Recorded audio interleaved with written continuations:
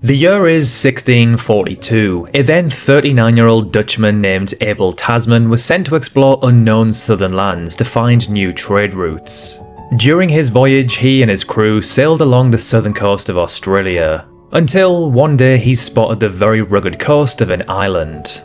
Abel named the island Van Diemen's Land in honour of the governor of the Dutch East Indies. It wasn't for another 150 years that a European would step foot onto the island. It then took another 64 years for the island to be renamed to how we all know it today, Tasmania. It's of course worth mentioning that these weren't the first people to discover Tasmania, as indigenous Tasmanians are believed to have arrived around 40,000 years ago. So now when you hear the word Tasmania, what's the first thing that pops into your head?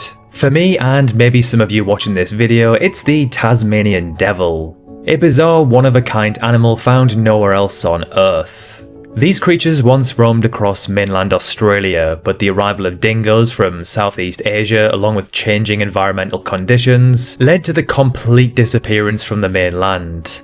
But other than this bizarre creature, what else can be found on this island? What is life like there, and how does it compare to the rest of the country? Let's fly all the way down under and find out. So let's start off by taking a look at where Tasmania is found. So the island is found directly south of Victoria, in the very southeast of mainland Australia, about 240 kilometers away to be exact. So there are two main ways to get to Tasmania from Australia. You can fly directly from major cities like Sydney, Melbourne and Brisbane, or you can take the more adventurous route and take the Spirit of Tasmania ferry. However, this option does take around 10 hours. So, being found pretty close to Victoria, is Tasmania part of this state? Well, no, Tasmania is actually its own state. Out of the 6 states, it's easily the smallest by size and population. So, Tasmania is made up out of one main island and then around 1,000 smaller ones surrounding it. Overall, it covers an area of around 68,400 kilometers squared. That's just a little bit bigger than Sri Lanka, the world's 120th largest country. This 68,400 kilometers squared actually ranks Tasmania as the 26th largest island on the planet. This size means that Tassie could fit into Western Australia, the country's largest state, about 37 times. The population of the island is about 575,000. If it were its own independent nation, this would rank them as the 166th most populated. That's just a little bit higher than the population of Malta. So with this population living in a state of that size, this means there are just shy of 9 people per kilometer squared. Which sounds like a very sparsely populated place, which when compared to the countries of the world is completely true. However, when compared to the other states of Australia, it's actually rather densely populated. For reference, the state is about 8 times more densely populated than Western Australia. If I had to summarise the geography of Tasmania, it would be rugged and mountainous, particularly in its western and central regions.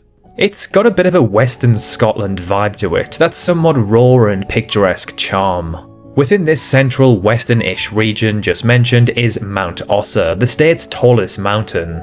So with the state being an island, it has a long varied coastline with cliffs, beaches and bays, again resembling something similar to that of maybe Wales or Scotland in the UK. The climate in Tasmania is generally described as cool and temperate with a maritime influence, meaning it gets nice mild summers and pretty cool winters.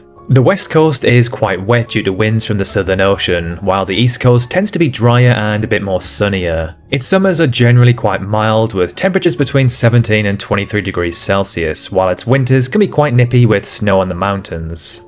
So overall, Tasmania has a very pleasant, livable climate, which creates a green, lush landscape, making it very distinct from much of mainland Australia's deserty redness. With Tasmania being one of the southernmost inhabited places outside Antarctica with clear dark skies, it's actually one of the best places on Earth to see the Aurora Australis, that is the southern hemisphere's version of the Northern Lights. Alongside the Southern Lights, the night sky can be exceptionally good here.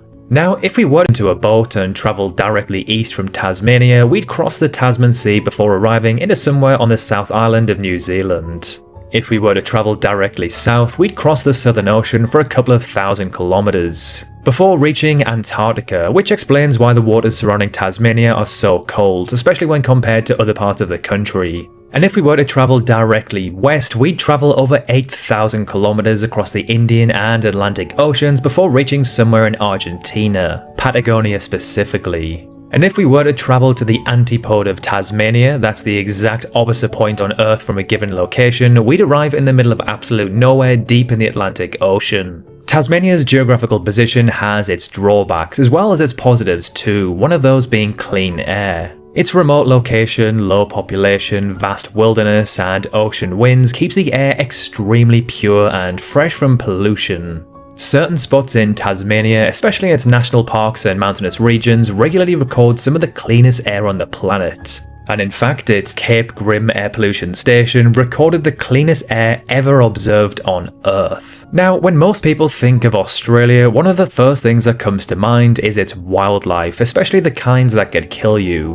Whether that's tiny spiders, snakes, or giant sharks. But with Tasmania being found in a more temperate and remote place, does it have as many deadly animals as mainland Australia? Well, definitely not as many, but there are still some to look out for. One of those being the tiger snake, one of the most venomous found across the entire country. They're responsible for the majority of snake bites across Tasmania. Luckily, the state doesn't have crocodiles, but there are sharks, although extremely rare great whites can be seen along the shores of the island. So, as mentioned earlier, the capital of the state is Hobart. It's the most populated and famous city. It's most likely the only Tasmanian city that most people have heard of, with a population of around 226,000, nearly half of the island lives within the city's boundaries. The two next most populated cities are Launceston and Devonport, with around 90 and 32,000 people respectively. So Hobart sits in the very southeast of the island and has a very chilled, laid-back, charming vibe to it. Its blend of history and nature gives a somewhat cozy and adventurous feel. Hobart's got this really nice mix of old and new. It has historic sandstone buildings and cobblestone streets right in its city centre. It's a city found on the coast, so it has a charming harbour, a place buzzing with fishing boats and fresh seafood markets. And everywhere you look, Mount Wellington stands tall, watching over the entire city. On the crowdsourced website Numbeo, Hobart has a quality of life score of 208, ranking it 9th in the world. The only thing that really lets the city down is its high cost of living. So each of Australia's states has its own flag. This is what the flag of Tasmania looks like. It's, as you'd imagine, blue with a Union Jack found in the top left corner. And to finish off this video, I'm going to rattle through some weird and wonderful things about the state of Tasmania. So Tasmania is home to the mountain ash tree, the tallest flowering plant on Earth. The tallest measures around 100 meters, that's 4 meters taller than Big Ben. There is a town named Nowhere Else, there is an Eggs and Bacon Bay and a Baghdad. The state has no wild koalas, but it does have kangaroos. And finally, a nickname for Tasmania is the Apple Isle, as it was once one of the largest apple producing regions within the British Empire. So there we have it, Tasmania in a nutshell. Like and subscribe for more content like this, and as always, thank you very much for watching.